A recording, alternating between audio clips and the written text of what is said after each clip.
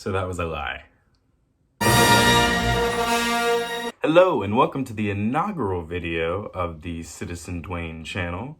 I'm that person. And I wanted to do a video about Last Jedi because I feel like there's not enough videos about Last Jedi. No, I wanted to do a video because Rise of Skywalker is coming up. And if you're a diehard Star Wars fan like me, it's probably very confusing about not being excited about it, which is sad. And if you want to see more about it, you can read my article on Medium entitled, "Why is it so hard to be excited about Rise of Skywalker?" I want to preface this by saying Last Jedi seems to bring out a sort of war-like Bloods and Crips level anger in people. And I'm not really there, so, you know, calm down. I'm not like, this is the worst movie of all time. I'm not like, this is the best movie of all time. I'm not like, this is the worst Star Wars movie. I'm not like, this is the best Star Wars movie. I'm very solely in the middle. And I think the reason for that is because the movie itself is a mixed bag. So, in 2017, saw Last Jedi. Well, I should point out first and foremost that I love Force Awakens. Loved Force Awakens from the jump. I saw it 7 times in theaters. Generally, if I like something, I'll see it again. But that is definitely the record for amount of times I've seen something. So my excitement for Last Jedi was high, although it was a bit tempered, and I'll talk about that later. We saw Last Jedi on Friday night, late. And I remember when we left the theater, it was a strange phenomenon that I basically never felt before, because basically, we walked away just like, yeah. Again, it wasn't like a, oh my God, that was amazing. And it also wasn't a, OMG, this is terrible. It was just like a very weird influx thing. Saw it a couple of other times in theaters. I think I saw it 3 times in theaters. Kind of liked it more each time, but just in that way of when you see something again, you know what to expect. And then came the war. Can't repeat the past. No. Why, of course you can. Which again, I wasn't really on either side of. I kind of saw both sides. But I have a theory for why Last Jedi is so specifically divisive. Thinking about it between 2017 and 2019, reading reviews, reading essays, watching video essays, watching video reviews, talking to people, fans, not super fans, all the things. I believe that Star Wars: The Last Jedi is a good film and a really bad sequel.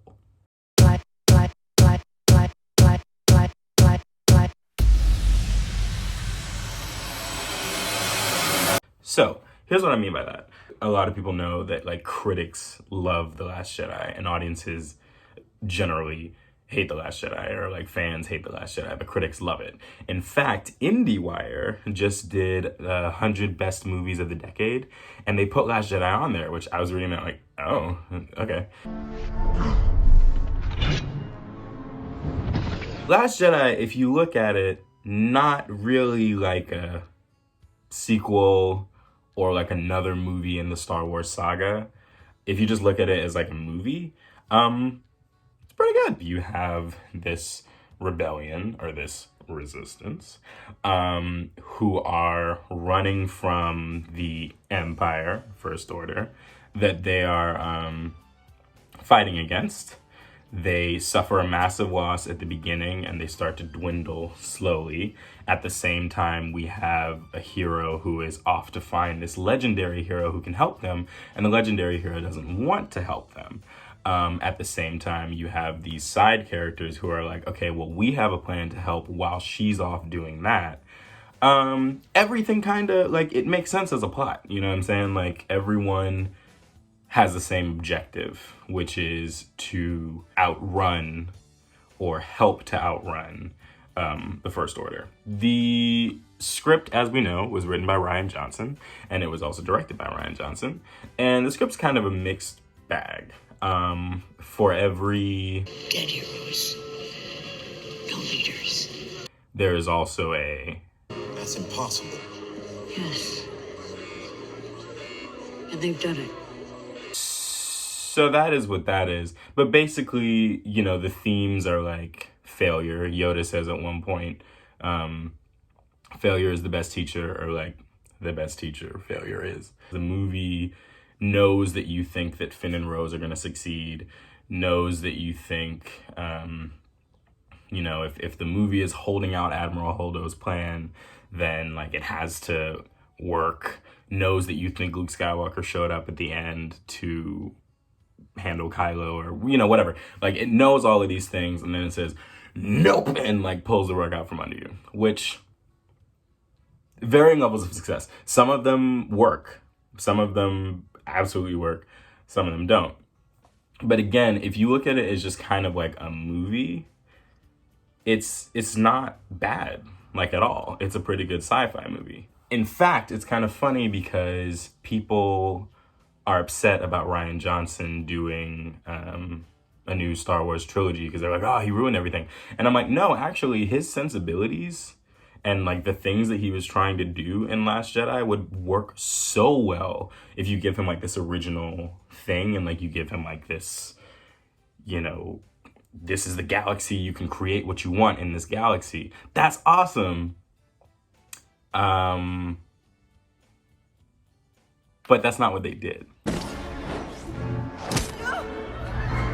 I think the reason that Star Wars fans are so passionate in their hatred of this movie is because it's a terrible sequel. It's a terrible sequel. It just is. It just is. J.J. Abrams, who directed Force Awakens and is also now directing Rise of Skywalker, said recently that The Last Jedi did not, in fact, mess up anything. And that, I forget his actual quote, but he said like it didn't derail the story that they set up or whatever, which I call bullshit. There is no way in hell. There's absolutely no way, because JJ literally set up so many storylines that could have gone different places, but Ryan like literally like said no. Like it was like JJ was like, here, and Ryan took a baseball bat and was like, no. So, a couple things. For example, a lot has been made about Rey's parents. And let me say this. I remember when Last Jedi came out and people were like, oh, you like geeks just like wanted it to be someone, and so you're mad about that. I take a big issue with that, because even if you take away the geek side of it and like the things we were speculating and all this other stuff, the movie teases it. Even if you walked into Last Jedi having not seen any other Star Wars movie, the movie said like, hey, you're gonna find out who this girl's parents are. It just did. Force Awakens did, like, very clearly. Force Awakens, you know, she had the, I'm waiting for my family, they're top secret, it's classified, you know, and then Last Jedi, you know, obviously the whole time she's searching for whatever and whatever. But even that scene in the cave makes it like, oh, you're gonna find out who her parents are. Oh, you're gonna find out who her parents are. You're gonna find out about that. Oh, it's her. So by the time you get to Kylo saying like, you know who your parents are, say it. Even if you had no speculation or rumor before you walked into this movie, you are expecting that they are about to reveal something. And then not only do they not really reveal anything, but it's done in such a matter-of-fact way that it doesn't even feel like that's what was supposed to happen. You know, people have talked about how Adam Driver performed it and saying that like, oh, maybe it's, you know, maybe he's lying and all this other stuff. But also it's like, there's no like music, you know what I mean? There's no weight to the moment. He just like says it. Again, they set up something with Rey. Her biggest thing, you know, is like, oh, my family, my family, my family. At the end of Force Awakens, you kind of get this idea that like she's found a family. Like she's, you know, she has that whole scene with Maz where Maz says, whoever you're waiting for they're never coming back. But then she gets this new family with like Han for a sec, and Chewie and Leia and Finn, and you know, she gets this new family. However, at the beginning of Last Jedi, she's still looking for like a purpose, which that's fine. You know, if you can still be looking for a purpose, that is what it is. But then by the middle of the movie, it's still like, yeah, but my family. And like, that makes sense, like from a human standpoint, but from a story standpoint, it's like, girl, we did this. We did this already. And that also makes the revelation, see, this is again why I hate the whole thing about, oh, you geeks just wanted something. It's like, if you're going to have that moment with Maz in Force Awakens where she says, whoever you're waiting for, he's never coming back, and Rey cries like she's like agreeing, then that moment with Kylo where it's like, you know who your parents are? They're for the drug traders. They were nobody. It's like, we already did that. I'm saving Finn because heartbroken. Even Luke, okay? A lot of people have issues with the way that Luke was portrayed and like the cranky old man thing. To be honest, I thought that made a lot of sense. People were like, that's not my Luke Skywalker. And I'm like, it has literally, and in the story, been 40 years, 30 to 40 years since you've seen him. So like, you don't know who your Luke Skywalker is. So I didn't have a problem with that. In fact, I think one of the good moments of subverting expectations is when he throws the lightsaber. Because him throwing the lightsaber in that moment doesn't mean that he's gonna like hate everything moving forward. It's just like, it's a moment of, you know, we waited at the end of Force Awakens, like, ooh, what's gonna happen? And then it's like, no, I don't actually want this. And then that sets up a really interesting storyline. Like, okay, why did he do that? What's going on? Like, what happened to Luke since we last saw him? That's pretty cool. The whole thing about Luke trying to kill Ben, I like the whole like Rashomon thing, especially since like George Lucas was inspired by Kurosawa. Like, that's pretty cool. But I'm not really sure it works. And I'm not sure it works as like a good motivation for Kylo either. To just be like, all right, well, now I'm going to kill everybody. They said that Snoke was already like around it in a bit. I don't know. Poe's storyline was fine. It was fine. It was fine. So then we have to talk about Finn and Rose. Finn was by far my favorite new character in Force Awakens. Part of it, you know, he's black, and I'm like, my man. You know, I never expected to see that in Star Wars, like have like a black man as a lead. So I was already like, yes, go. But on top of that, he was like funny and charismatic and so sexy. And one of my favorite things about The Force Awakens, like ever, is the fact that this guy, you know, they made a main character out of a stormtrooper. Like, they made a main character out of one of those lackeys. Like, that's like if Power Rangers decided to make like one of the putties a main character. Like, that's really cool. That's a super cool idea. But Finn's whole storyline in Force Awakens was, I'm leaving the First Order, I'm running away, and I'm going to I'm just gonna get out of here.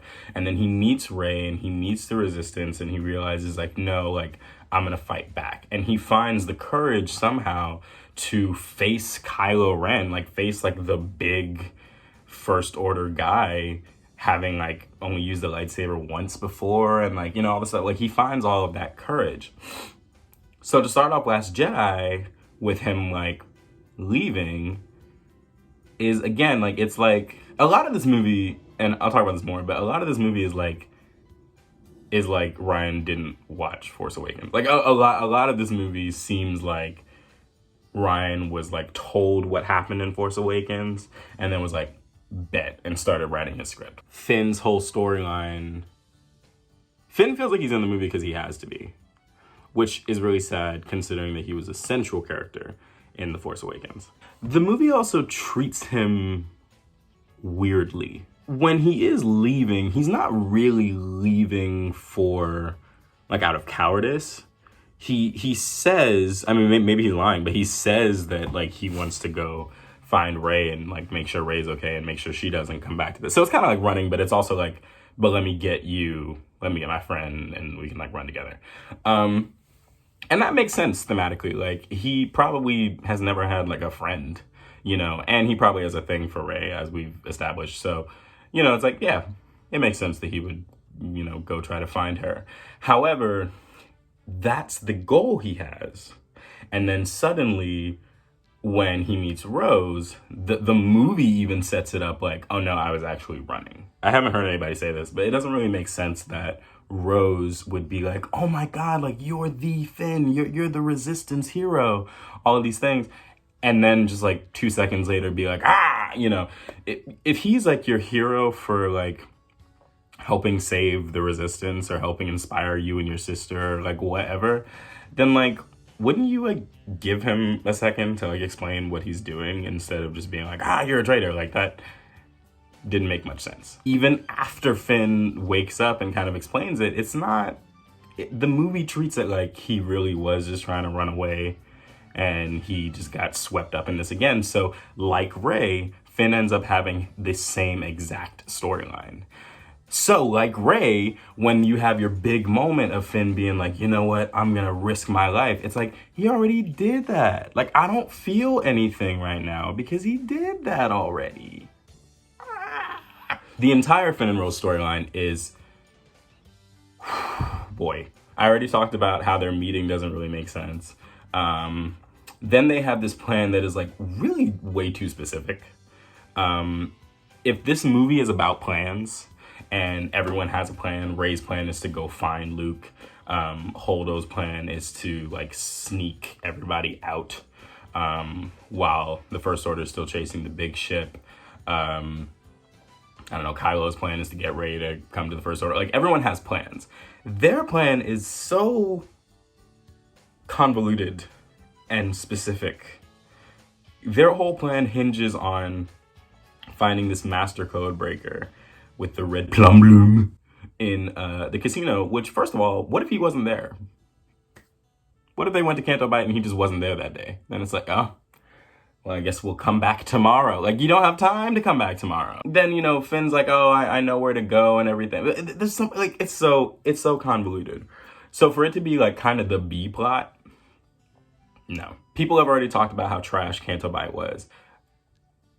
For one thing, I just feel like the Canto Bight sequence is boring. Like, it's just boring. It's just, you know, like I said, I go to see movies multiple times, and I remember even from the second time seeing Last Jedi, when it got to that sequence, I was just like, here we go. You know what I mean? They get caught because they parked in the wrong spot. Like, it's just, it's not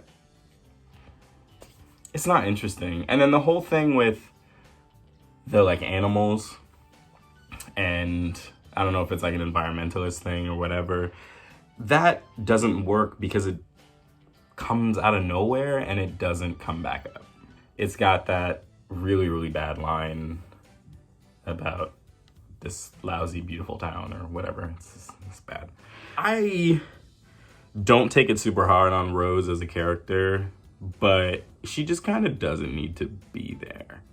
People have compared Rose to Jar Jar, and they've been like, she's the worst Star Wars character since Jar Jar. You know, we know at this point that the internet loves hyperbole. But if anyone's the worst Star Wars character since Jar Jar, it's f***ing DJ. When they said that Benicio del Toro was going to be in Star Wars, I was like, yeah! You know, like, Benicio del Toro is awesome. However, he seems to, like, probably to secure his artistic integrity, when he takes on a big role, he likes to get really experimental with it. And it's very hit or miss. The Collector is like half interesting and half like calm down.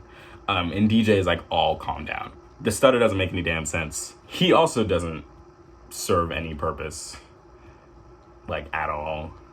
The betrayal doesn't mean anything. We didn't really get to know him. We didn't really like him.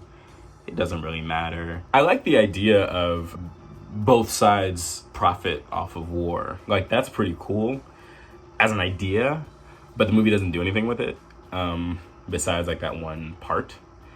So I'm like, I don't know. Maybe that's something that would be addressed in Rise of Skywalker, but the only reason it would be addressed in Rise of Skywalker is because JJ is good at being like, oh, this is what the story is, let me go with the story. Ryan obviously did not want to do that. And then you get to my girl Phasma, and it's just like,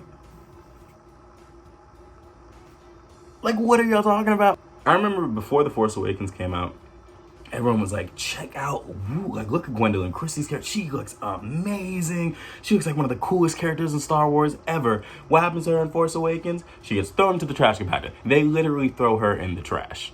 So for her to come back in Last Jedi, you would think they were gonna do something with her. Again, a good sequel would be like, if I'm going to bring back, because I can also not bring back, she could have died in the trash compactor. But if I'm going to bring back this character, I'm going to do something with her. And you know what they do with her? Absolutely nothing. They hit her in the head, you see her eye for a second, and then she's gone. She may be dead again. Apparently she's in Rise of Skywalker. At this point, you know, fool me once, shame on you. You can't get fooled again. The Poe and Leia and Holdo storyline is actually pretty good. And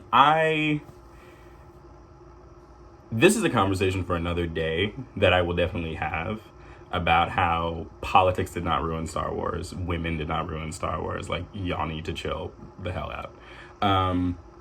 A lot of people don't like Holdo because they think she just represents the SJW style of whatever. You know, they're like, oh, Poe didn't listen to a woman and blah, blah. That's not what's going on. Rian Johnson has said a lot of times that his goal in making this movie was to challenge all of the characters, to give them, like, what is their biggest challenge. Poe is this, like, hot shot, like, I'm good, I've got everything down.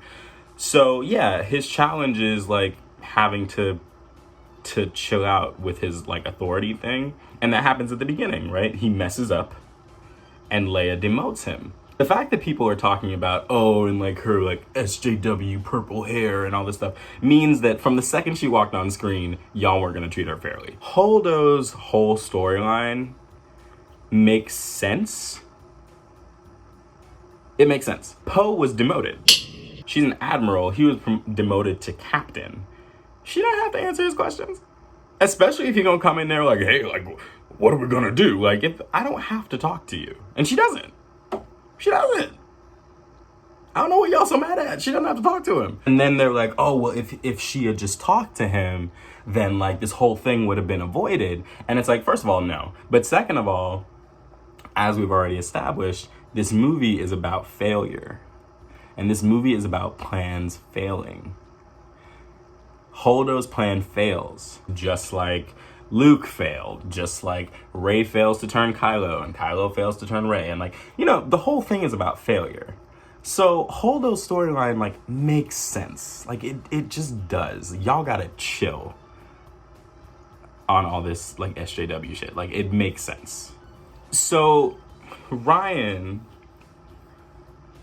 is a Star Wars fan. He said that he relished at the opportunity to do something different with the franchise. Here's my thing that goes with the whole it being a terrible sequel theory, is that if you want to do something new with the series, you know, when you don't do that, movie 8 of 9. Again, the spin-offs idea is something cool. The whole him getting a trilogy is cool. Like, all that stuff is cool. But to be like, in this saga that's going to take 9 films and has taken 9 films since 1977, I'm going to do something new in the second to last movie. That's not good. That's not good. No, that doesn't work. That don't work. It's not the time, is what I'm saying. My biggest issue, though, is that The Last Jedi is a long-ass movie. It is the longest Star Wars movie of all time, which most people went into it being like, cool. You know what I mean? Most people went into it like, yeah, give me more Star Wars. My thing is, in that long-ass time frame, not a lot changes. The biggest thing that changes is that the Resistance starts out with like this many people and it ends up with like this many people, which is like cool. It's a cool setup for the last movie to be like, ooh, how are they gonna get out of this one? Like, that's cool. But when it comes to the characters themselves, nothing really changes. Rey goes into the movie the light of all lightness. You know what I mean? A lot of people have problems with her being so powerful. I don't have problems with that. I kind of feel like if she's gonna be the one to like that, like, you know, the force is awakened in her, like, it's fine. She has powers, like, cool. But she went into it as like this, no, I believe it. I believe in the light. And she ended it the exact same place. She was lifting them rocks, which again, like, based on the things we've seen her do so far, based on us seeing her do a Jedi mind trick, I don't care about you lifting rocks, girl. She ended it just as good. Kylo is like a kind of self-centered, for lack of a better term, because it's not really what's going on, but like Sith character. And he starts off the movie that way and he ends the movie that way. He now has a higher position, you know, but he's still evil and he's still in charge of the First Order and he's still like, I want to rule things. The movie flirts with, you can say it's the Grey Jedi thing, but I think just in general, it flirts with the idea of good and evil. And I love that. Like, I was like, that, see, of all things, to do that kind of movie in 2017, because you couldn't really do that kind of movie in like the 80s or the 70s, that's awesome. But that's not really what they did. They like flirted for a second and literally flirted, hashtag Raylo. But then they, you know, they just ended the same way. Like, nope, I'm over here, you're over there. Remember in Force Awakens when they were fighting and like the Force, it wasn't the Force, but the ground broke and they were on opposite sides? That was the same scene with the lightsaber. It was cool, but it's the same scene. The Resistance has a lot less people in it, but they're still being chased by the First Order. So it's like, that didn't really change. Poe is still in his position of power. I'm sure he got re-promoted. Finn is back to not running away again. You know what I mean? Like, everyone ended the same way in this long-ass movie. And it's just kind of like, okay. But if you notice, these two things that I'm saying about it being a good movie and being a bad sequel, those are all dependent on how you go into the movie, right? So if you go into the movie as a Star Wars fan who is ready for your Star Wars Episode 8, then, like, you're probably going to be disappointed at some point. You know what I mean? Like, some things are probably going to disappoint you because there are storylines that you already saw, and, you know, yeah, there are expectations, but there's expectations that are implied by what you're watching. So I don't blame fans for that. But if you look at it from a critic standpoint, you're looking at how does the movie work artistically and what is it trying to say and does it say it correctly and all this stuff, then, you know, it works. It works. It's not perfect, but it works. There are a lot of things that this movie flirts with, that I think are great. I remember from the trailer, that moment when Kylo is deciding whether or not to shoot Leia is huge. Like, that's such a good moment. And then he doesn't, and I'm okay with that. Like, I'm okay with that.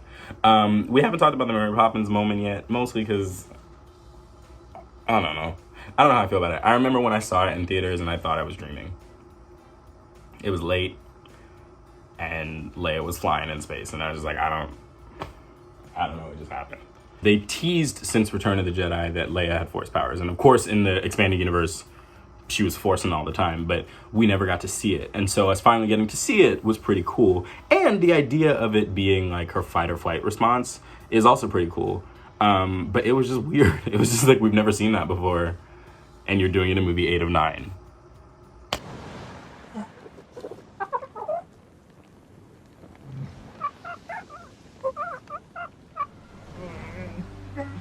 Let me talk about a couple of things that I like about The Last Jedi, especially things that people don't talk about.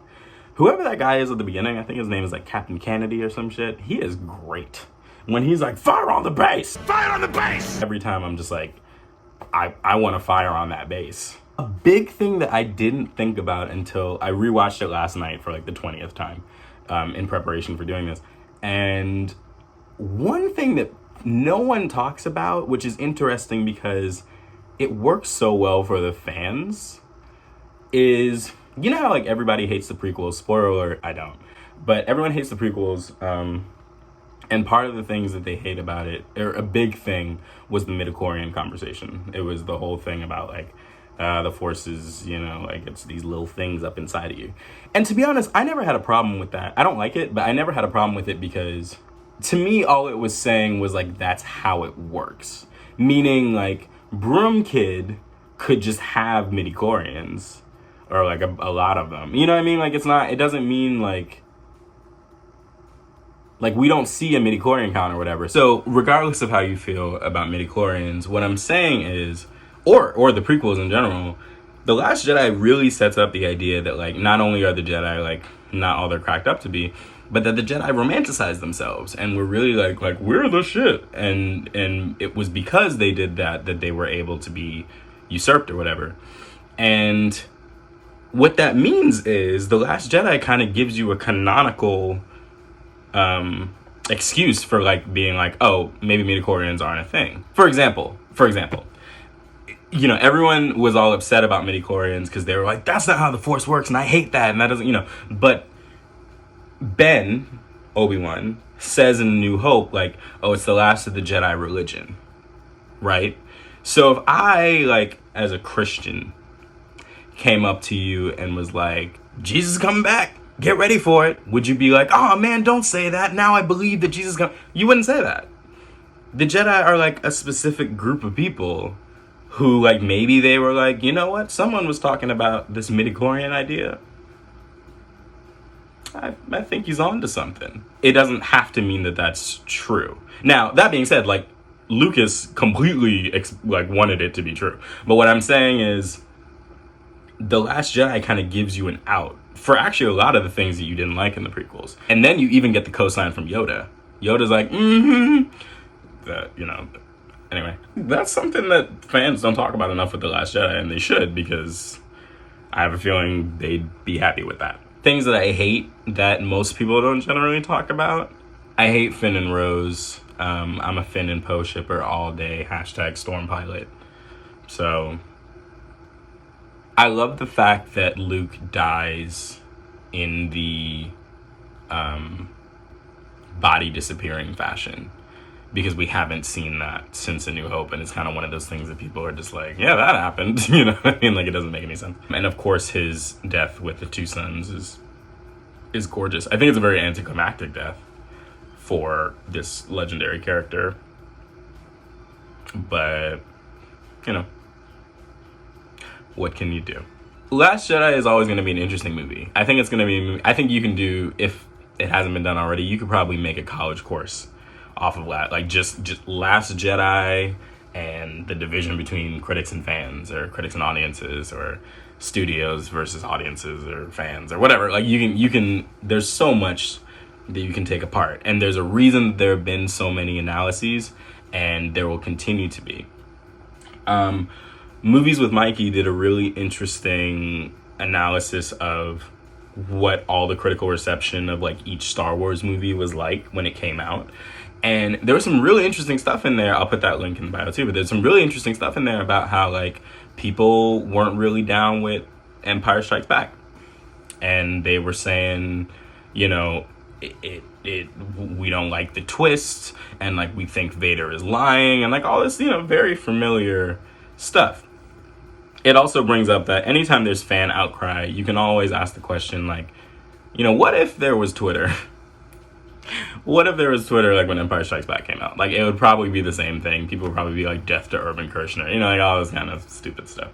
And one of the things that video pointed out was that, you know, people's ideas of Empire Strikes Back changed when Return of the Jedi came out, you know, in that way that it just, they feed off of each other. And so it'll be interesting to see how Rise of Skywalker is in general, but it'll also be interesting to see if people think of Last Jedi differently.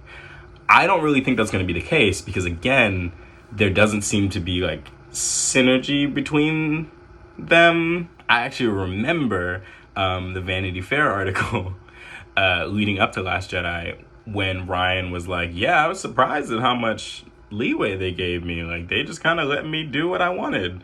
And I remember reading that and being like, that's a red flag. But I was, you know, I had hope. Hope is what you have to have in Star Wars. And I had it. But, you know, when I saw the movie, I was kind of like, oh yeah, like they literally let you do whatever, because no one was like thinking about how it connects. Everyone wants to be Kevin Feige nowadays. Everyone wants to have a cinematic, including Star Wars. Everybody wants to have a cinematic universe and all this stuff. And part of why the cinematic universe works is because you have somebody at the forefront who believes in creating a full story, right? So if Kevin Feige was in charge of Star Wars, which he may be, he would probably have said like, okay, yeah, that doesn't work, or like, we need to do something with that, because The Last Jedi is a sequel to Force Awakens. And it's also a sequel to the 6 movies that chronologically came before it, not counting Rogue One and Solo. Or not, you know what I'm saying? Last Jedi is a sequel, and a sequel needs to continue the story. To me, it is not a terrible movie. And it's actually not a bad movie, and it's one that, as somebody who loves Star Wars as much as I do, including the prequels and all the other stuff, you know, I can watch it just fine and be just fine and not feel like anything has been done to me personally. But it's not really it's not a good sequel. It doesn't follow up on these characters. What's going to be really interesting about Rise of Skywalker is that JJ helped create these characters. And so now we have to see what he's going to do with it. Another YouTuber, I think it was Captain Midnight, talked about how JJ has never really had to end a film before, or end a story before. He always starts it and then passes it on. And we don't really know what a JJ Abrams ending looks like. I also think he's a little screwed in the position he's in with what he's getting back. I think he created something and gave it to Ryan, and Ryan was like, "Rah!" And then like, here you go. And that's what he has to deal with.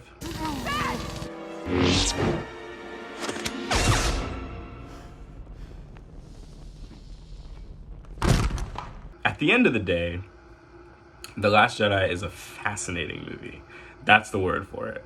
To me, it's not amazing, it's not terrible, but it's fascinating. It's fascinating to talk about. It's fascinating to debate until you start doing too much. It's fascinating to read about and to analyze, because there has really never been a movie like it, at least in the social media age, which is pretty cool. And it's really interesting for there to be a movie that fans, you know, want to petition to remake, that also goes on Indiewire's 100 Best Movies of the Decade.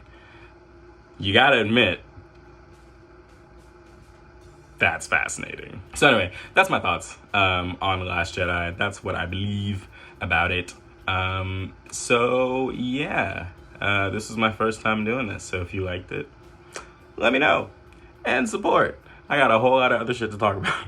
So that is all for today. Thank you and good night.